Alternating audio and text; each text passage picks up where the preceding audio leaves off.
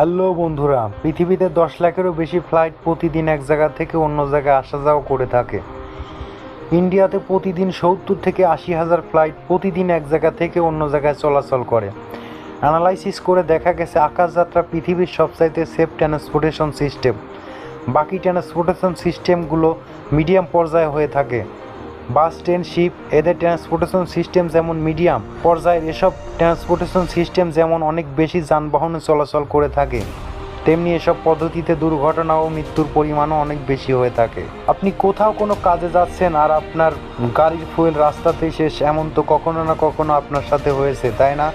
এটা আপনার কাছে মনে হতে পারে অনেক বড় একটি প্রবলেম, কিন্তু একবার ভাবুন তো, আকাশে 41,000 ফিট উপরে উড়োজাহাজটি উঠছে আর হঠাৎ করে উড়োজাহাজটির ফুয়েল শেষ। এটার সামনে তো আপনার প্রবলেমটি কিছুই না। ঠিক এমনটাই হয়েছিল 1983 সালে এয়ার কানাডা ফ্লাইট 143-তে। এই ফ্লাইটটি এই ঘটনার একদিন আগে ফ্লাইট টরেন্ট থেকে এডমিন্টন গিয়েছিল। এখানে ফ্লাইটটি রেগুলার মেনটেন্স চেক আপ করা হয়েছিল। 23শে জুন 1983 সালে সকালে প্লেনটি এডমোড থেকে মন্ট্রিয়ালে চলে আসে। মন্ট্রিয়াল পৌঁছানোর পরে ফ্লাইট মেম্বার তাদের নিজেদের ডিউটি এক্সচেঞ্জ করে ফেলে। এর ফলে এই প্লেনটি এন্ট্রি হয় একজন নতুন পাইলট, ক্যাপ্টেন রবার্ট পিয়ারসনের, যার ছিল 15,000 ঘন্টা ফ্লাইট ওড়ানোর অভিজ্ঞতা। অ্যাভিয়েশন ইন্ডাস্ট্রি তাদের অভিজ্ঞতা ঘন্টাতে রেকর্ড করে থাকে। সেই সময় যে কোনো পাইলটের কাছে থাকতো 15,000 ঘন্টা প্লেন ওড়ানোর অভিজ্ঞতা। তার সাথে সহকারী হিসাবে এই প্লেন উড়াতে আসে ফার্স্ট অফিসার মায়ার্স কোয়ান্টাল, যার ছিল কেবলমাত্র 7,000 ঘন্টা ফ্লাইট ওড়ানোর অভিজ্ঞতা।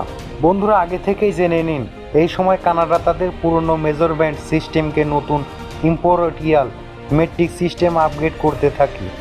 ইম্পেরিয়াল ইউনিট মেজারমেন্ট সিস্টেম, যা আজ পৃথিবীর সর্বত্র প্রচলিত রয়েছে, যা সেই সময় কেবলমাত্র প্রসেসিংয়ের কাজ চলছিল। আর এই আপগ্রেডেশন প্রসেসিং ছিল দুর্ঘটনার সবচেয়ে বড় একটি কারণ। এটাই হয়েছিল কানাডার এভিয়েশন ইন্ডাস্ট্রিতে। সেই সময় 767 প্লেনের নতুন ইম্পেরিয়াল সিস্টেম ইনস্টল করা হয়েছিল, কিন্তু বাকিগুলো তো সেই পুরনো মেজারমেন্ট সিস্টেম বিদ্যমান ছিল।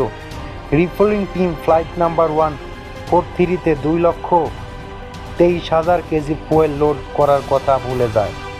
ফ্লাইট এয়ার কানাডা 143 এবং 767 প্লেনটি একই রকম ছিল, কিন্তু একদম নতুন হওয়ার ফলে রিফুয়েলিং টিমের মনে হয়েছিল যে এর মধ্যে পুরনো ইম্পেরিয়াল ইউনিট সিস্টেম ইনস্টল করা আছে।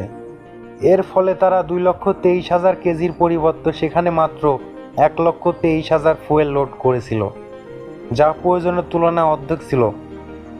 ফ্লাইট ক্রু একটি ভুল করেছিল।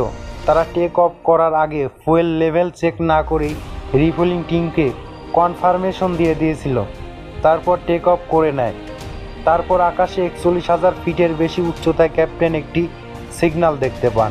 সিগন্যালটির অর্থ ছিল প্লেনের বাম ইঞ্জিন কাজ করা বন্ধ করে দিয়েছে। তারা মন্ট্রিয়াল থেকে ফুয়েল ভরে এডমিন্টন যাচ্ছিল, কিন্তু যখন একটি ইঞ্জিন বন্ধ হওয়ার খবর পায়, তখন প্লেনটি ছিল মধ্য রাস্তায়।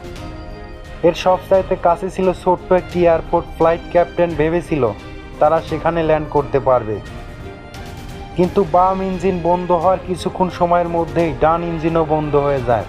যখন পাইলট এটি জানতে পারে, তখন তারা দেখে প্লেনটি মাটি থেকে 41,000 ফিট উপরে।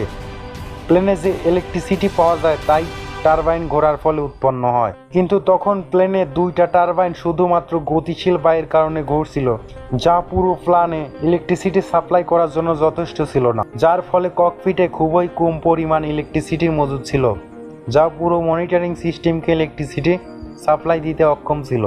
ফলে অনেক মনিটরিং সিস্টেম বন্ধ হয়ে যায়। ক্যাপ্টেন পিয়ারসন এবং ফ্লাইট অফিসার দুজন মিলে সিদ্ধান্ত নিতে থাকে যে এখন তারা কি করবে, কারণ প্লেনের ক্রু এবং 60 জন প্যাসেঞ্জারের জীবন তাদের দুজনের হাতেই ছিল এবং তাদের কাছে ফুয়েল ছিল না। 2টি ইঞ্জিনই বন্ধ।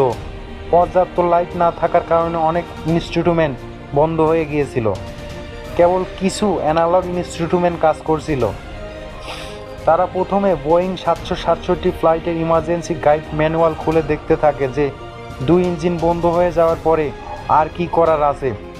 অনেক খোঁজাখুঁজির পর তারা জানতে পারে যে ম্যানুয়াল সিস্টেম এমন কিছুই নেই। এই দিনের আগে এমনটি কখনো ঘটেনি, আর ম্যানুয়ালটি তৈরি করার টিমটি এমনটি কখনো ভাবেনি যে এমন কন্ডিশন কখনো আসবে, যার ফলে এই ম্যানুয়াল দেখে তাদের শেখার মতো কিছুই ছিল না এবং বেঁচে ফেরার মতো কোনো পথ ছিল না। ক্যাপ্টেন পিয়ারসন ঠিক করে প্লেনকে সুপার সিরিয়াস ভাবে ল্যান্ড করবে।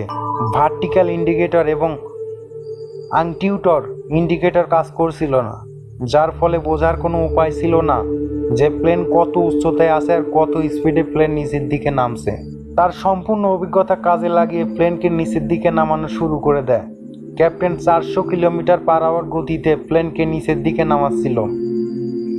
ফার্স্ট অফিসার ক্যালকুলেট করতে থাকে বিনা প্যাকে তারা নিজেকে ঠিকভাবে ল্যান্ড করতে পারবে কিনা। প্লেন মজুত করা মেকানিক্যাল ইনস্ট্রুমেন্ট আর air traffic control team distance calculator করার পর জানতে পারে প্লেন প্রচণ্ড গতিতে নিচের দিকে ধেয়ে আসছে আর খুব কম সময়ের মধ্যেই এটি মাটিতে স্পর্শ করবে। আর এই কন্ডিশন প্লেন দিয়েগো ইমার্জেন্সি স্পটের উপরে পৌঁছাতে পারবে। এখন ওই ফার্স্ট অফিসারের মনে পড়ে তার পুরনো এয়ারফোর্স বেজে গ্যামলিয়ের কথা, যে সেই স্থানের পাশেই অবস্থিত ছিল ক্যাপ্টেন পিয়ারসন এবং এয়ার ট্রাফিক টিম ক্যালকুলেটর করে যে সেখানে তারা পৌঁছাতে পারবে। কিন্তু তারা এটা জানতো না তখন সেই দেশটি একটি রেস্ট্রিক্ট পরিণত হয়েছে। প্লেনটি রেস্ট্রিক্ট ইমার্জেন্সি ল্যান্ডিং করানোর কোনো ব্যাপারই ছিল না যদি সেটা খালি থাকতো, কিন্তু সেই সময় রেস্ট্রাক্টটিতে একটি রেস্ট চলছিল।